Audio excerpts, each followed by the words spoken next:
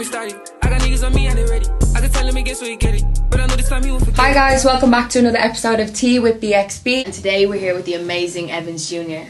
Hi Evans. Welcome. Thank you guys for having me. Thanks for coming out. So obviously, Evans, we know you. We would have known you back more so when you were doing kind of TED. So that's our first question. What happened to TED? Okay. So obviously TED stands for Timmy, Evans, Dan, and it was kind of like a trio. Dan moved back to Ennis and hasn't moved back to Dublin since. So just kind of fell apart. Like, do you get me? Like, we couldn't really make music anymore. So everyone just went like their own separate ways and stuff. Yeah. So is that the end of TED or? We might be making a comeback soon. Yeah. That's what might. Okay. Maybe. Okay, well watch out for that then. Yeah, definitely. I was saying there before you came in, your first album that you did For You, I think that was around the time we kind of would have known you as well. Like, I absolutely love the album still to this day. Like, I think I know every song off it. But just kind of seeing the difference, I suppose, between For You and then Organised Mess. And then obviously Organised Mess itself was like two completely different genres. Like, you had the Afro and then you had obviously the different vibes like Timmy and stuff like that. Like, what was the process in between those two albums? Growth, maturity. I feel like it was like 2 years apart, so like I just kind of saw a lot more stuff. If you notice this, like, I just don't sound the same on the two albums. You nearly think, if you never heard me, you nearly think it's two different people. I still haven't found my sound in my opinion, but I feel like Organised Mess I was closer than For You. So yeah, between them it was just growing and understanding my sound and stuff. And you say like you haven't found your sound. Like, we can see that you like cover so many different genres. Exactly. Like, there's so many. Really like, versatile. Like, yeah, definitely, it is a good thing. But what do you sort of connect the best with? Afrobeat. I'm not gonna lie, because my mom and dad are Nigerian, so when I was growing up, all I ever heard in the house was Afrobeat. So it just comes naturally.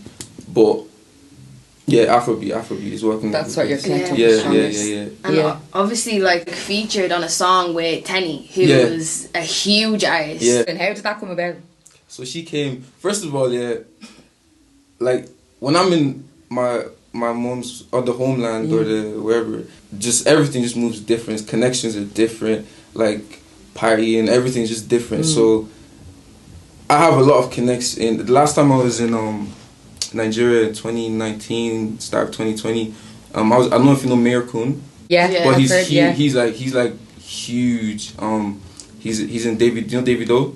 He's Davido's artist. He's in Davido's camp and stuff. And I was in the studio with him and Cyrus, who makes beats for Wizkid and stuff. God. So like, when I'm in Nigeria, it's crazy. I was clubbing with Naira Marley. This was even like the same that weekend, that 3 days before I went back to Ireland.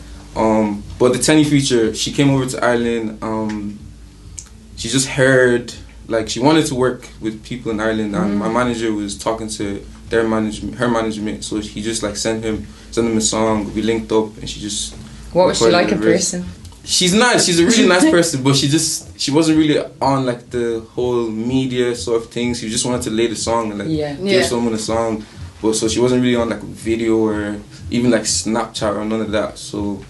Yeah, but she's a really nice person. She gave me a lot of opinions on what I should like do moving forward and stuff. So she's great. She's great. Would you work with her again? Like, oh, definitely. I'm still in touch with their management stuff. I was meant to shoot a video for that song, but just life got in the way. So and as well, like you said that, like, when you were in Nigeria, you were like partying with Naira Marley and all. Like, was that before or after you supported him? You have a song with Naira Marley? Yeah, you guys can do your research. Is it Big 45? Yeah. I know, it's safe. I did do my research. But you opened up for him as well though, didn't you? Yeah. That come from you being over there, or? No, this was only when I opened for Naira Marley. I think that was like 2018. I was partnering with him in Lagos in 2020, end of 2019. Yeah, opening for him. I didn't know him at that time. I knew the event organizer. We opened for him. We went backstage, and he liked the vibe, so he invited us back to his apartment, and that's where we recorded that Big 45 song. Yeah, Naira Marley's cool as well. I love Naira Marley. I actually love that guy. we've seen like the scene has like it's evolving and developing. So like, what's your sort of thoughts on that? On the scene, I love the fact that like I can be part of a scene that hasn't developed, because I always count myself lucky not to be, you know, an artist in America or the UK where there's such big artists. So if you're starting, you have so much work to do to catch up to them. So it's kind of like, I'm not gonna say easier, but like it's good having people all nearly at your level to build with. And I don't see nothing but us going up in the next few years. So in 5-6 years, we're all going to be driving Lamborghinis, all living in Black Rock. No, we see the vision, obviously. You were saying, obviously, in 5 years' time. So we were actually watching one of your interviews you did back in 2017 with Pulse. And you basically, one of the things you said was in 5 years you wanted to be a household name. Ultimate goal. I know you're only 18 years old, you're still in college. Like, where do you see yourself in like 5 years' time? In 5 years' time, I see myself as a household name. Yeah, that talk, man.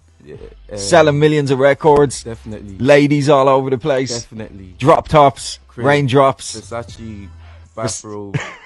You get me? Just like... Don't forget about me, bro. Don't forget about me. So we're 4 years into that now, aren't we? Yeah. Oh, wow. How do you think that's progressing? A lot of stuff happened in the 5 years. I would have liked to be bigger than I am right now, but I feel like God always has a purpose for everything, and everything goes, you know. But we haven't hit that 5 year mark yet, so like we still have another year. You know what I mean? Yeah. But when I said household name, I want to be like household name everywhere, like in the world. Yeah. In the world, I feel like I have a good while to go. Give me another 5 years. You'll get okay, we'll ask you in 5 years time again. Definitely. I mean, it's been 10 years. There was two kind of, I suppose, standout moments as well. GRM Daily and on Mixtape Madness. What did releasing on those kind of platforms do for you? Give me a lot more eyes. There's a lot more people. Obviously they have their own platform, they have their own following, so if you post on those channels, like you're exposed to a bigger audience. That's just about it. I'm trying to stay away from all that stuff now though, because some I found, I mean it's different for everybody, but some I found is I make such different music, different genres of music, that like posting on these channels, people like me for drill, but then if I release Afrobeat, they'll be like, what's this? You know what I mean? So I'm posting everything on my channel now. If you follow me, you'll understand. Like, I'm trying to take everybody in the journey, especially this year. I'm dropping a lot of songs. We even wrapped up our next drop yesterday. We shot it yesterday, so there's going to be a lot coming this year for sure. Can you let us know anything about the next drop? It's Chop Again. But it's way better than Fuck Love, 100%. Yeah, I was in my feels for Fuck Love, and it dropped, and my manager's like, let's drop it, and it just... See, what happens with music, it's so prolonged, like, you don't understand. I'll record a song, and then a year later, we're still, like, planning it, like, so I hate that shit. I rather just record it and release it the same day, but obviously that you can't do that. So by the time you hear a song, basically, like, I'm sick of it. Like, I don't want anything to do with that song anymore. Yeah. But yeah, so the next one I like for sure is coming out. That's what I say. You sort of started talking about your latest release, which was literally only a couple of days ago. Fuck Love, right? And you said, like, you asked us like what the meaning behind it was. So we sort of, obviously, like, if you've watched the video, it's a love story. It's a love story. It reminds me of like a Bonnie and Clyde gone wrong situation. Do you know what I mean? Yeah. That's definitely it. And the message I think we got from it is like, just trust yourself. Don't rely on anyone. If you want something done, do it yourself. That's exactly. That's so we got it right. Perfect. Do you know what was actually crazy? When we started the video, we were like, let's go for like a Bonnie and Clyde gone wrong type thing. Definitely. So you actually got really. That's the vibe. That's the vibe. 110%.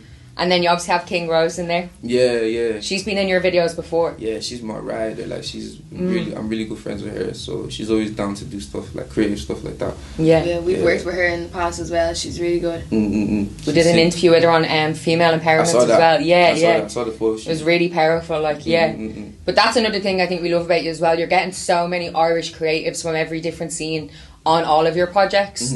So, like, you are really a staple in this scene now, and the coming up of this scene. Appreciate you know it. Where do you see it going? in Ireland. In Ireland. This whole scene. We're growing right now, but we've been growing, you know? It's not as big as it should be. Yeah. But I feel like there's been a lot of progress made maybe in the past year or two. And where do you hope it's going to be? Okay. Yeah. I hope in 3 years, we're all, like I said, all driving Lamborghinis and Ferraris. Put my mom in a house on Black Rock. You know what I'm saying? Yeah. Get me a nice crib in Malahide.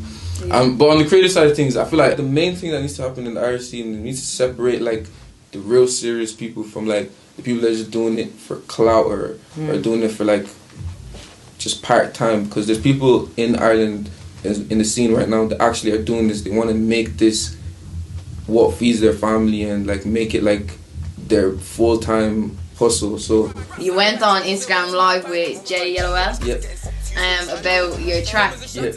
Are you friends again? Are you me and Yellowell and Jordan are cool. It was just like a little dispute that we had. I tried to make it something bigger than it actually was, but at the same time, it was still like serious. We actually had issues. Was it serious? Was it played up for promo? It wasn't played up for promo in the way you think it was. Yeah. But there was an actual issue there. There was an actual issue, but when I brought it to the internet, I was just clowning. Like I said, I was so bored in my house. Like I was just clowning. So I made it out to be something way deeper than it was. Obviously in your interviews before you speak like really fondly of Longford. And you said that you rep Longford. Yeah. But now you're living in Dublin.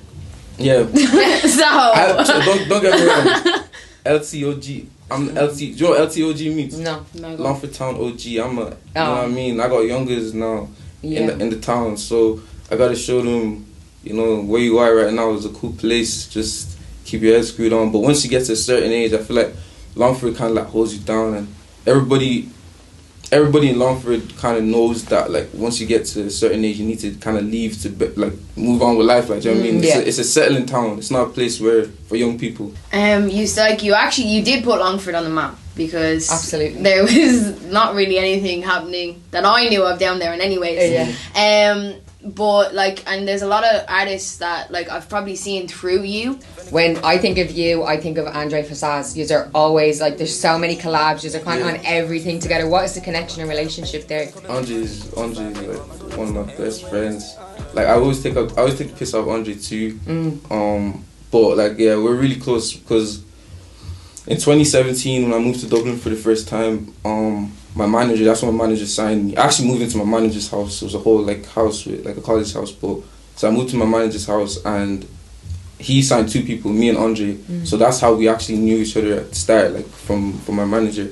And then from then he's just a cool guy. He's a funny guy. He's unbelievable. Yeah. He's sick. The funny guy. We're working on something too, so.